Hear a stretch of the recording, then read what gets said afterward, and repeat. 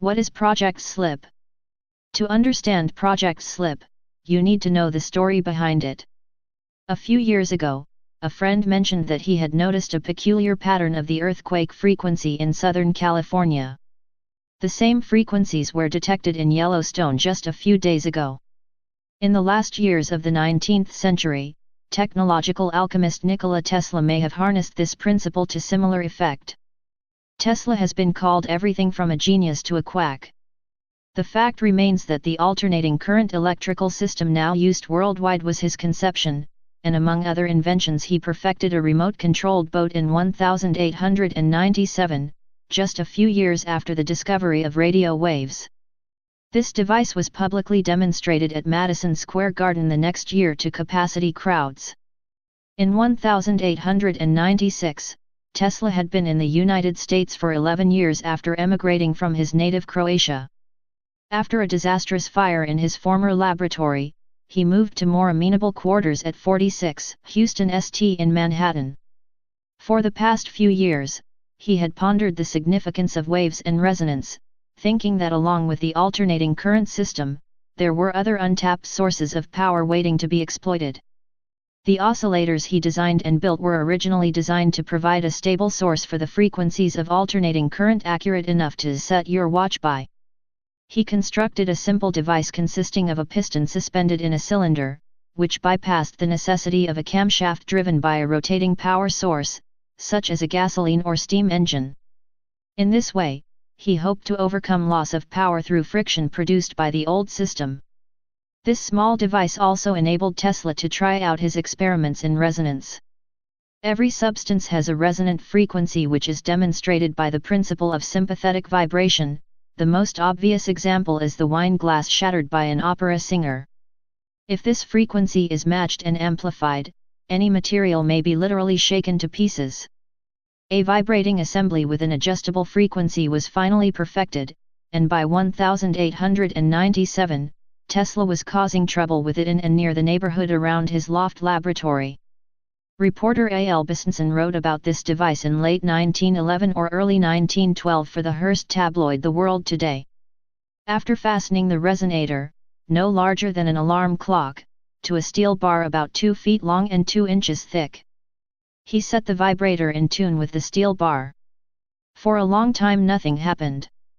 Vibrations of machine and the steel bar did not seem to coincide, but at last they did, and the great steel began to tremble, increased its trembling until it dilated and contracted like a beating heart and then finally broke. Sledgehammers could not have done it, crowbars could not have done it, but a fusillade of taps, no one of which would have harmed a baby, did it. Tesla was pleased. But not pleased enough, it seems. He put his little vibrator in his coat pocket and went out to hunt a half-erected steel building. Down in the Wall Street district, he found 10 stories of steel framework without a brick or a stone laid around it. He clamped the vibrator to one of the beams, and fussed with the adjustment until he got it. Tesla said finally the structure began to creak and weave, and the steel workers came to the ground panic-stricken, believing that there had been an earthquake. Police were called out. Tesla put the vibrator in his pocket and went away. 10 minutes more and he could have laid the building in the street. And, with the same vibrator, he could have dropped the Brooklyn Bridge into the East River in less than an hour. Tesla claimed the device, properly modified, could be used to map underground deposits of oil. A vibration sent through the earth returns an echo signature using the same principle as sonar. This idea was actually adapted for use by the petroleum industry, and is used today in a modified form with devices used to locate objects at archaeological digs. Even before he had mentioned the invention to anyone, he was already scaring the local populace around his loft laboratory. Although this story may be apocryphal, it has been cited in more than one biography. Tesla happened to attach the device to an exposed steel girder in his brownstone, thinking the foundations were built on sturdy granite. As he discovered later, the substrata in the area consisted of sand, an excellent conductor and propagator of ground vibrations. After setting the little machine up, he proceeded to putter about the lab on other projects that needed attention. Meanwhile, 4 blocks around, chaos reigned as objects fell off shelves, furniture moved across floors, windows shattered, and pipes broke. The pandemonium didn't go unnoticed in the local precinct house where prisoners panicked and police officers fought to keep coffee and donuts from flying off desks. Used as they were to the frequent calls about diabolical noises and flashes from Mr. Tesla's block, they hightailed it over. Racing up the stairs and into the lab, they found the inventor smashing the vibrator to bits with a sledgehammer. Turning to them with accustomed old-world aplomb, he apologized calmly, "Gentlemen, I am sorry. You are just a trifle too late to witness my experiment. I found it necessary to stop it suddenly and unexpectedly in an unusual way. However, if you will come around this evening, I will have another oscillator attached to a platform and each of you can stand on it.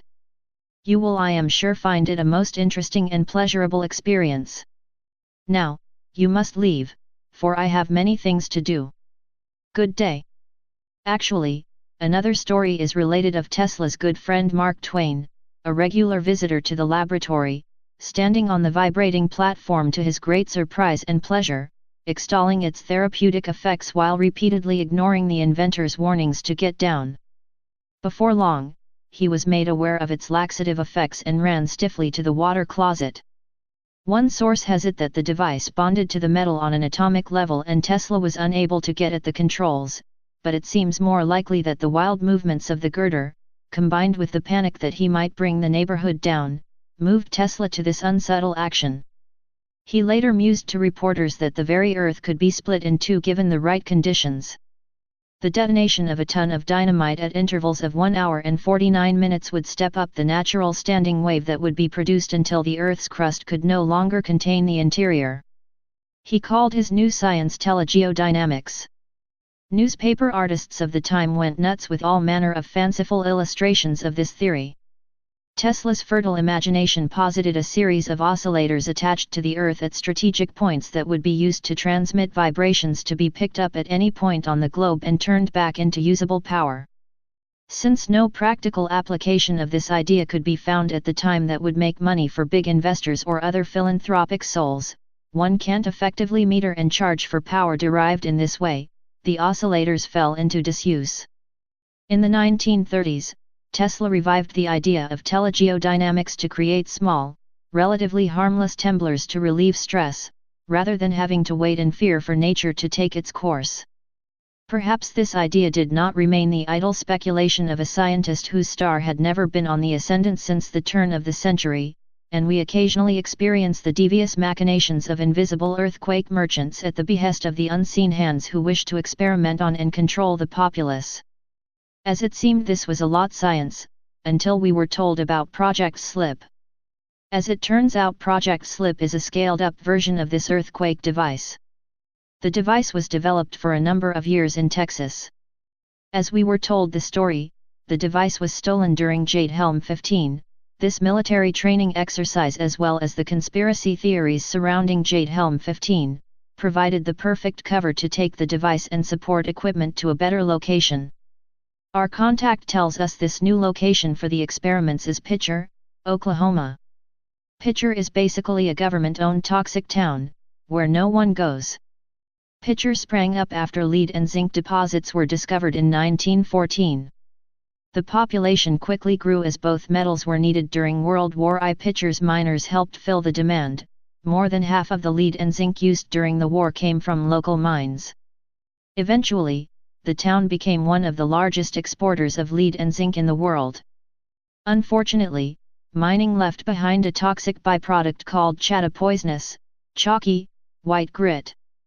After the mining stopped in the 1970s, there was an estimated 178 million tons of chat, mill sand, and sludge piled around the town. The townspeople had no idea that chat was highly poisonous. They used it to fill their driveways and their children's sandboxes. Families picnicked on the chat mounds, children rode their bikes on them, and the high school track team trained on them. In the 1990s, a school counselor learned of a link between lead and learning disabilities. Children were tested, and 46% of the students had unsafe levels of lead in their blood. The government attempted to clean up the town, but they gave up when sinkholes started to appear. Most of the town's buildings were in danger of collapsing. The government knew that they needed to get people out of picture, so they approved a buyout to relocate the town's residents. Nearly everyone left, although a few people chose to stay. The town is still toxic. While the air quality meets the government's minimum standards, windy days blow large amounts of lead throughout the city. Even wildlife is not safe from the area's toxins. In 2015, more than 1,000 migratory birds were found dead across Pitcher. It is believed that they died of zinc poisoning. We don't know why. Someone or some group would want to trigger earthquakes at Yellowstone. However, we do think something larger is at hand. We provided this information in hopes to expose the puppet masters. Stay paranoid, my friends.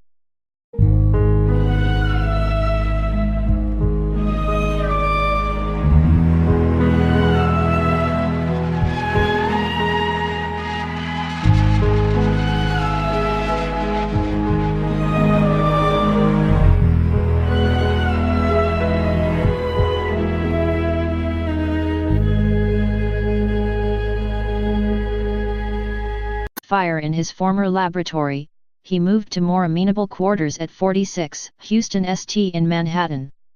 For the past few years, he had pondered the significance of waves and resonance, thinking that along with the alternating current system, there were other untapped sources of power waiting to be exploited. The oscillators he designed and built were originally designed to provide a stable source for the frequencies of alternating current accurate enough to set your watch by.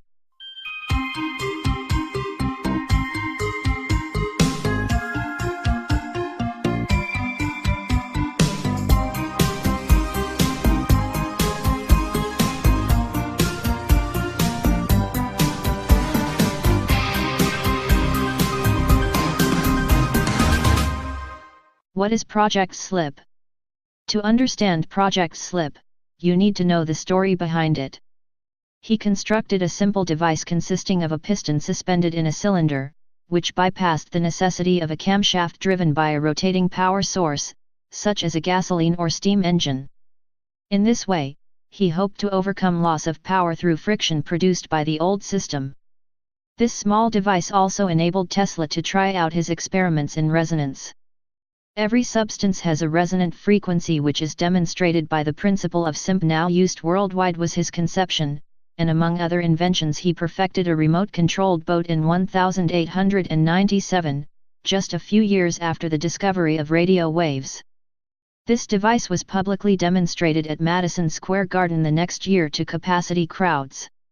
In 1896, Tesla had been in the United States for 11 years after emigrating from his native Croatia. After a few years ago, a friend mentioned that he had noticed a peculiar pattern of the earthquake frequency in Southern California. The same frequencies were detected in Yellowstone just a few days ago.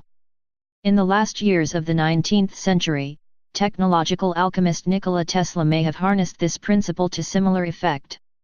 Tesla has been called everything from a genius to a quack. The fact remains that the alternating current electrical system